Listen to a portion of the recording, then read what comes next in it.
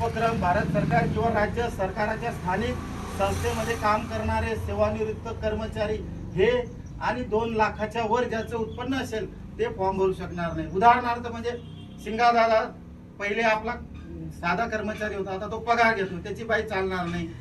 परत त्याच्यात ration card मध्ये जर त्याची आई असेल तर ते पण चालणार नाही। म्हणजे हे तुम्हाला एक उदाहरण म्हणून देतो। एखादा रिटायर शिक्षक आहे ते चालणार नाही, अंगणवाडी सेविका आहे ती मानधन घेते ती चालणार नाही। अशा गोष्टी आहे म्हणजे जो सरकारचा लाभ घेतोय ते लोक या योजनेत चालणार नाही।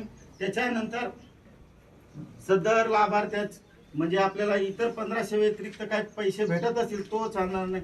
मग परत सदर योजनेत मिळणाऱ्या खालील प्रमाणे आता महाराष्ट्र राज्याचे अधिवास प्रमाणपत्र पहिले म्हटलं होतं अधिवास म्हणजे डोमासाईल सर्टिफिकेट, आता ती सुद्धा शिथिल केली आहे।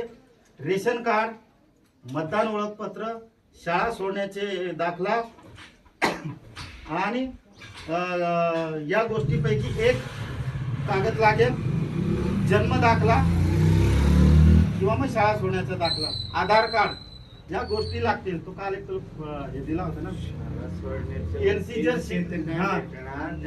किंवा मग जन्म दाखला जुना म्हणजे ते जन्म दाखला का